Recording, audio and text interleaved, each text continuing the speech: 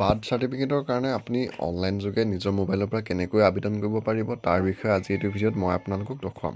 তো birth certificate এখনৰ online apply কৰিবলৈ হ'লে প্ৰথম আপুনি আপোনাৰ যোনটো সেৱা সেতু ID হয় সেই IDটো লগ ইন কৰি ল'ব আৰু লগ ইন কৰি ইয়াত আপোনালোকে অল ছাৰ্ভিচত আহিব আৰু ছাৰ্ভিচত আহি আপোনালোকে ইয়াতে চাৰ্চ কৰিব বাৰ্থ চাৰ্টিফিকেট।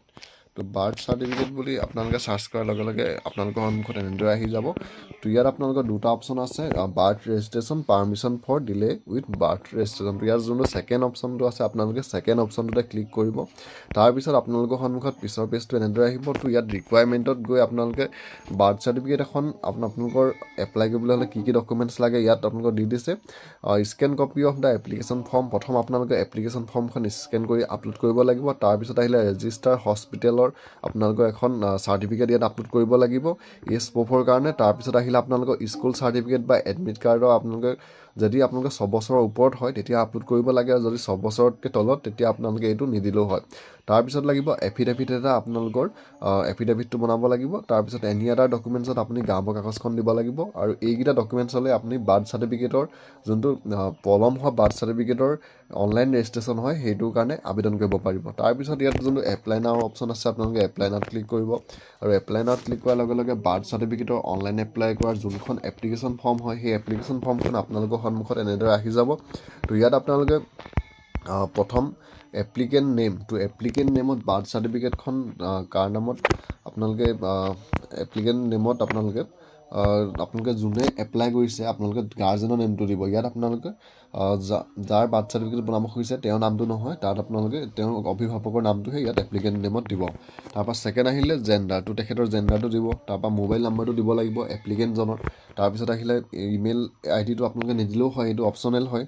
তাৰপৰা ৰিলেশ্যন উইথ নিউ বৰ্ণ, তো নৱজাতকৰ লগত সম্বন্ধটো কি হয়, ব্ৰাদাৰ চিষ্টাৰ চন ডাটাৰ ৱাইফ হাজবেণ্ড যিয়ে হয় আপোনালোকে সেইটো আপোনালোকে ইয়াত চিলেক্ট কৰি দিব লাগিব। তাৰপিছত পান কাৰ্ডটো আপোনালোকে নিদিলেও হয়, এইটো optional. Name of the new বৰ্ণ, তো ইয়াতহে আপোনালোকে নৱজাতকৰ অৰ্থাৎ যাৰ বাৰ্থ চাৰ্টিফিকেটখন আপুনি বনাব বিচাৰিছে তেখেতৰ নামটো দিব লাগিব। তাৰপৰা তেখেতৰ যোনটো ডেট অফ বাৰ্থ কেতিয়া জন্ম হৈছিলে সেইটো দিব। তাৰপিছত আহিলে আপোনালোকৰ নিউ বৰ্ণ জেণ্ডাৰ, তেখেতৰ জেণ্ডাৰটো কি হয় জেণ্ডাৰটো দিব। তাৰপৰা তেখেতৰ ফাদাৰ্ছ নেমত তেখেতৰ দেউতাকৰ নামটো দিব। তাৰপিছত মাদাৰ্ছ নেমত তেখেতৰ মাকৰ নামটো দিব। তাৰপৰা place of birth of the new বৰ্ণটো নৱজাতকৰ জন্মস্থানটো ক'ত হৈছিলে, হস্পিটেল, ঘৰত নে বেলেগ ক'ৰবাত, সেইটো আপোনালোকে ইয়াত চিলেক্ট কৰি দিব লাগিব। তাৰপিছত আহিলে ৰিজন অফ বিং লেটটো পলম হোৱাৰ কাৰণটো কিহৰ কাৰণে আপোনালোকৰ এই বাৰ্থ চাৰ্টিফিকেটখন বনোৱা দেৰি হৈছে, তো সেই কাৰণটো সুধিছে। তো আপোনালোকে আপোনাৰ নিজৰ ইচ্ছা অনুসৰি আপোনালোকে কোনটো কাৰণত দেৰি হৈছে সেইটো আপোনালোকে ইয়াত দিব পাৰে, তো সেইটো আপোনালোকে দিব। তাৰপিছত আদাৰ ডিটেইলছত আহিলে ষ্টেটৰ নামটো চিলেক্ট কৰা থাকিব।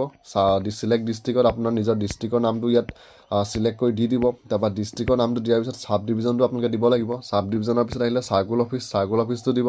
তাৰপৰা ভিলেজৰ নামটো দিব। তাৰপৰা আহিলে আপোনালোকৰ পিনক'ড।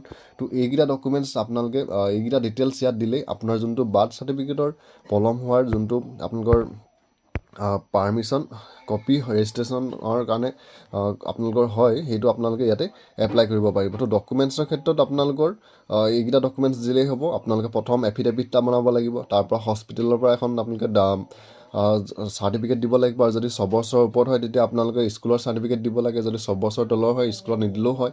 তাৰপৰা আপোনালোকৰ গাৰ্জেনৰ আধাৰ কাৰ্ডটো দিব লাগিব আৰু গাঁওবুঢ়া কাগজটো। এইকেইটা ডকুমেণ্টছ হ'লে আপোনালোকৰ যোনটো application for permission for delay with birth ৰেজিষ্ট্ৰেশ্যনৰ অনলাইন হয় সেয়া আপোনালোকে কৰিব পাৰিব। তো ইয়াত আপোনালোকে ছাবমিট কৰাৰ পিছত আপোনালোকে এটা ৰিচিপ্ট পাব, আৰু সেই ৰিচিপ্টটো পোৱা আপোনালোকে 10 দিনৰ ভিতৰতে আপোনাৰ যদি একো ভুল নহয় আপুনি সেই যোনটো পাৰ্মিশ্যন কপি হয় বাৰ্থ চাৰ্টিফিকেটৰ সেইটো সেৱা সেতু ৱেবছাইটটোৰ পৰাই ডাউনলোড কৰি ল'ব পাৰিব।